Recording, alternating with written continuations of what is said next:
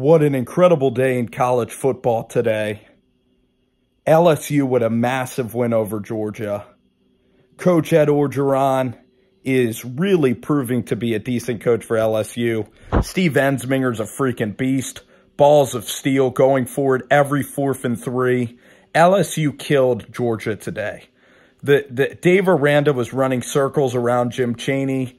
That cover zone that they were running where they rushed 3 guys was absolutely perfect. It was surgical. It was magical. John Battle, Grant Delpit, Greedy Williams. This is, I think, some of the best cornerbacks, the best secondary in college football. I believe it's one of the best secondaries I've watched in college football. Against the run, LSU is tremendous as well.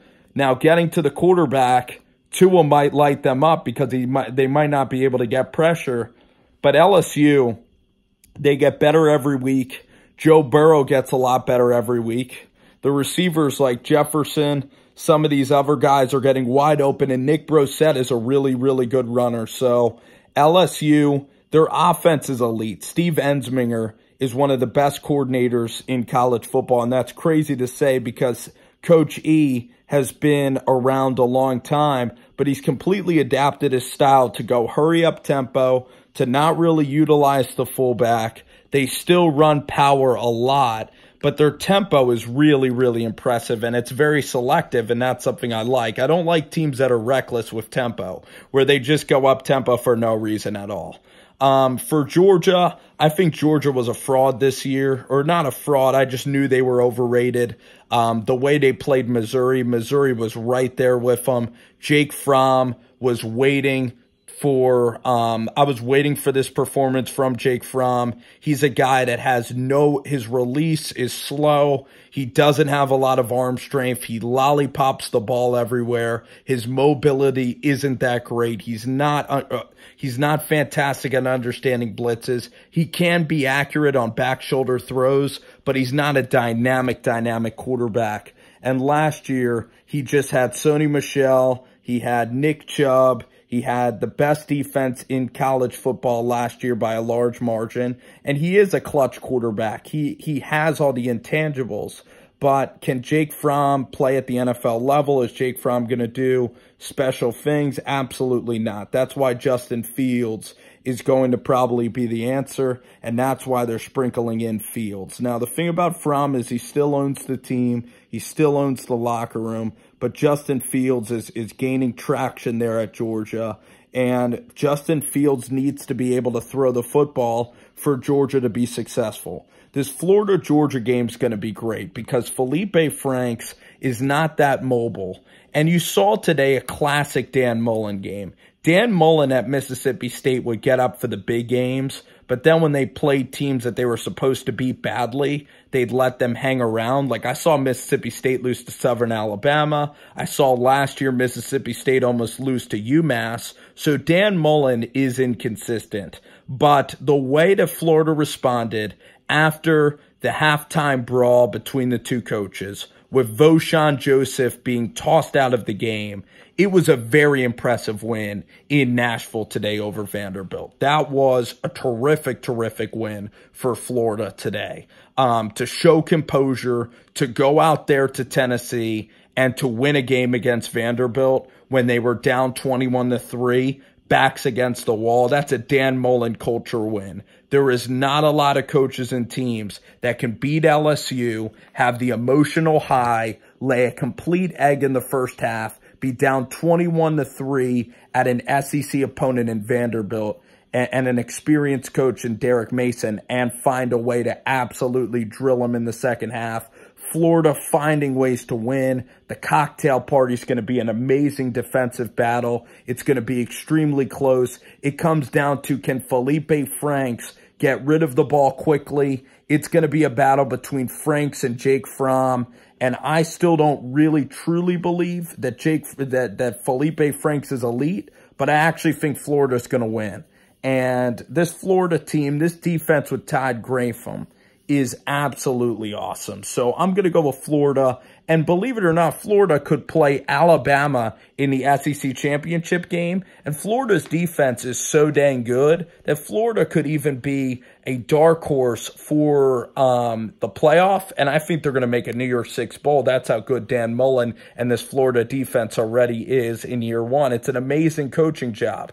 Him, Ed Orgeron, Mario Cristobal in Oregon in their first years, really, really, really something special. Let's talk about Scott Frost, and let's talk about Minnesota football. Minnesota football is absolutely awesome, okay? PJ Fleck, what he's doing with Minnesota football, Muhammad Ibrahim today had about 180 yards on Ohio State. Minnesota was within 9 points in the fourth quarter, and their kicker was lining up a kick. It could have been a one-score game with 5 minutes left. And people still tell me that PJ Fleck is not an awesome coach. Minnesota won the line of scrimmage today. They were just as good as Ohio State. Their secondary let them down, some third down conversions, some coverage busts. Rob Smith was not that good at Arkansas. Rob Smith is going to be there a long time. The defensive line, Carter Coughlin, Blake Cashman, those guys were awesome. But the thing I am going to say is that if Dwayne Haskins wasn't there, if this was J.T. Barrett, then Ohio State would lose. Ohio State is a fraudulent team. They are an overrated team. Greg Schiano's overrated. That defense is massively overrated. There's nobody left on that defensive line now. Michigan is going to bully them in the trenches. They are a walking loss, Ohio State. They are nowhere playoff relevant. Clemson, even Michigan is probably going to beat Ohio State. There is no way Ohio State's going to sniff a national championship. They're nowhere close, okay? Minnesota was right there on that field. If LSU and Ohio State played next week on a neutral field, LSU would walk Ohio State. They would rout them. Alabama, of course, would rout them. Clemson would rout them, and Oklahoma would beat them again. So PJ Fleck is building a giant at Minnesota. Minnesota is going to be a team that's going to be competing for the Big Ten championships in about maybe 2 years. They are going to continue to progress. Zach Anasted is already playing really well. Tyler Johnson, I believe his name is. And, of course, Rashad Bateman is fantastic. So their offense is really, really good. And then their defense is coming on strong. And they're a young team, Minnesota, but they're continuing to grow. And PJ Fleck, he's one of the best coaches in college football. I can't say enough good things. Let's talk about the Nebraska Cornhuskers. Nebraska. They had 99 yards to stop Northwestern today. And Scott Frost and this team blew it again. Their defense was sloppy. Eric Chandelier's defense, sloppy football game. The Huskers had the game. They were up 7, 31-24. They had the game in Evanston. Northwestern goes 99 yards, more undisciplined penalties, and the Huskers blow it again. And then 4th and 1 in overtime, they elect to not kick a field goal. They go for it. They fumble the ball. Nebraska's just finding ways to lose. But the thing is, people are going to say that Scott Frost is a joke, or Scott Frost is overrated, or Scott Frost is not the answer, or he's not a really good coach, or he's not fantastic, or he's overrated and Nebraska chose the wrong guy. That is totally wrong. You're just looking at the right now. Scott Frost needs to build this program. I am not wavering on Scott Frost at all, okay? Scott Frost has a great quarterback in Adrian Martinez. He recruited Marcus Mariota and Mackenzie Milton. His UCF team is still unbelievable this year. They're still undefeated right now. And the fact is, Scott Frost is an excellent coach. And they have a lot of Mike Riley guys that frankly weren't elite level competitors. And Scott Frost is going to get this Nebraska thing going. And Nebraska's going to win a Big Ten championship in, I'd say, a minimum of I would say at most 5 years. I think Nebraska can win the Big Ten championship in 2 or 3 years. That's how quickly this thing's going to turn for Nebraska. Each week they're getting better. I completely believe in Scott Frost. He is one of the best coaches in college football. The way that he's building and instilling this culture, Nebraska's going to be great. So for everybody hating on Scott Frost, you guys can enjoy it right now, because Scott Frost at Nebraska is going to be fantastic. And I can't wait to shut the haters up, to shut the doubters up, because Husker fans are behind this guy, and rightfully so. And he is the savior at Nebraska. If he can't do it, nobody's going to do it. But the point is, he is going to save Nebraska. Let's talk about another head coach. Jeremy Pruitt, the coach of the Tennessee Vols. Jarrett Guarantano at quarterback today. I'm sure I pronounced that wrong. He was flawless today on third down. He was 8 for 8, 126 yards and a touchdown. Jarrett Guarantano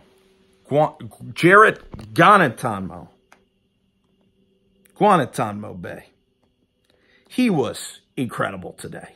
Jeremy Pruitt, what a coach. Tough, firm, relentless competitor. Tennessee just keeps getting better. They competed in Athens a couple of weeks ago. They look like dog shit against the Florida Gators, but a lot of teams look bad against Florida. And the Tennessee Vols this year, they went to Auburn. They smashed Auburn. You could say that Auburn sucks. You could say Gus Malzahn's making too much money. I'll get to that in a second. But Tennessee looks like they found the right guy. A no BS coach, a guy completely different than Butch Jones and Derek Dooley. Finally, Tennessee gets their first win. It's a big-time win.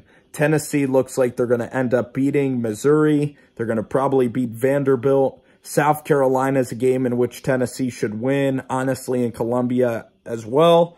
So Tennessee, I mean, Kentucky's going to be tough, but Tennessee's going to get to about 4 or 5 wins this year. They might even be bowl eligible if they have a cupcake later on their schedule.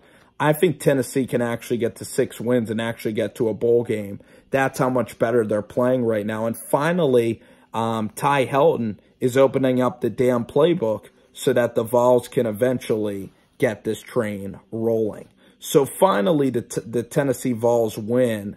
And I think Jeremy Pruitt is improving every week. I'm very, very happy to see Tennessee winning. And this program honestly looks really, really good.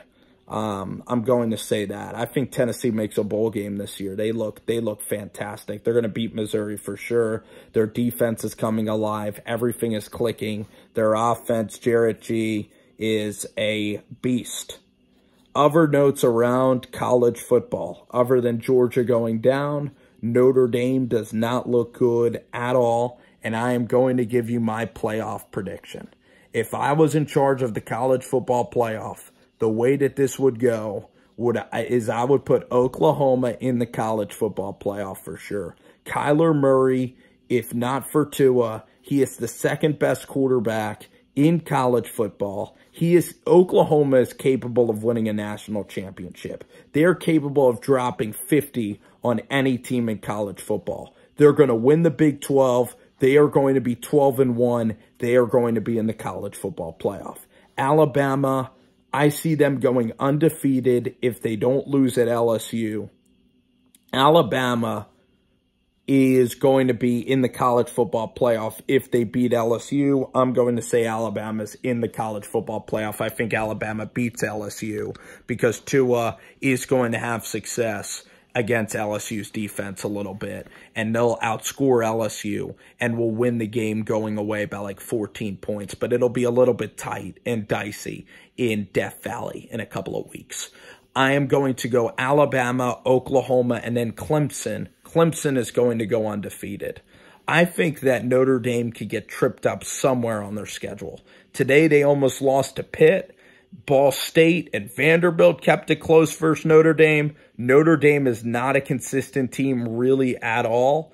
And they did play really well against Virginia Tech, but I look at Notre Dame, I don't think that they are a playoff caliber team. So I have 3 definite caliber teams. You have Clemson and Oklahoma are definitely in. Alabama is going to probably be in the playoff. And then I think Michigan from the Big Ten, Michigan, if they go 12-1, they are going to be in the college football playoff. And Michigan has a chance. If they beat Wisconsin tonight, which I think they're going to do, they are going to be playing Ohio State. And if they beat Ohio State, then if they win the Big Ten championship, there's a really good chance that they're in the playoff. I wish that Clemson would lose. Clemson might be playing Duke. If Clemson loses the playoff, I'd like to see. These are the 4 best teams that I think are in college football. I'm not sure if Clemson is one of the 4 best teams in college football. I know Oklahoma is. That Oklahoma offense is great, and they just fired their defensive coordinator. So Alabama, Oklahoma, I think Michigan is a really, really good team. Their defense is elite. I think they're going to go 12-1 and win the Big Ten championship. I picked Michigan at first. And then if Clemson or Notre Dame loses, that opens up the door. So I have Oklahoma, I have Alabama, and Michigan. I'm going to go with those 3. And then I would really like to see Florida or LSU get in the playoff, but I'm not sure that that's going to happen. It might be Notre Dame. Oregon has a chance if they run the table. Oregon would be a fun team with Justin Herbert. But the 4 best teams in college football, if I had to rank them, if Florida beats Georgia, then Florida should honestly go to the college football playoff as well, because Florida would have beaten LSU, and then Florida should honestly be in the college football playoff in that 4 seed. But the 3 seeds are pretty reasonable. But I think it's going to be Clemson in there. So this is how I'd rank the college football playoff. I'd go Alabama 1, Oklahoma 2, and this is just like with the eye test. This isn't with the resumes. Oklahoma with Kyler Murray should be 2. They're going to blow out everybody. They're really good. Michigan should be number 3. And then number 4, you either have Clemson, Florida, or Georgia even. The winner of that game will probably be in, or LSU. I believe that LSU or Florida is capable of being the 4 best teams in college football. I think LSU or Florida would be able to beat Clemson if they matched up. I think LSU would beat Notre Dame as well. So that's kind of the way I look at it. Ohio State is not going to get in the playoff. They are a fraudulent team. They are complete fraud. You watch. Ohio State's going to lose a game they shouldn't, and Michigan is probably going to beat Ohio State. Ohio State is not going to ever get to the national championship. I would be stunned. Dwayne Haskins is a beast, but that defense is nowhere close to functioning. They right now are limping around, and they look like they're going to get caught really, really soon. So, you know, all the Scott Frost haters can go and take it right now, but in a couple of years, they're going to hide under rocks, and they're going to hide under caves. And I'm telling y'all that the Scott Frost haters better get a cave ready, because they're going to be climbing under caves in hibernation when the Huskers get back to the top. Minnesota is going to the damn top. Tennessee looks like the Vols are coming back, baby. So, and Gus Malzahn, he is the most overpaid coach in all of college football. He has no offense at all. He has no leadership presence, really. Ed Orgeron's a better football coach than Gus Malzahn. And Coach O, put some respect on that guy's name. He knew what he was doing firing Matt Canada. Coach Orgeron for one of the coaches of the damn year. LSU is better than Georgia. Jake Fromm is not legit. Georgia is a fringe team. Florida looks better than Georgia. Kentucky's going to give Georgia a run. Georgia's time in the sun is coming to a close. Their defense is not where it needs to be from last year. They hit lightning in a bottle last season. They need to continue to develop talent on this defense. This isn't their year. Maybe next year will be their year. They need a great quarterback, and they need a passing game to complement Elijah Holyfield. LSU wins. What a day in college football. What a freaking day in college football. Let me know what you guys think. Oklahoma, Alabama, Michigan. Then you have the Clemsons and Notre Dames of the world, but I'd like to see LSU or Florida get in. I believe the SEC is the deepest conference in all of college football, and the top 5 in the SEC, it's such a damn good conference this year. It's ridiculous. Alrighty, guys, take care. Congratulations to my Vol friends that are out there on today's win. Congratulations to the LSU people, and we will see y'all tomorrow for a little NFL football. Take care.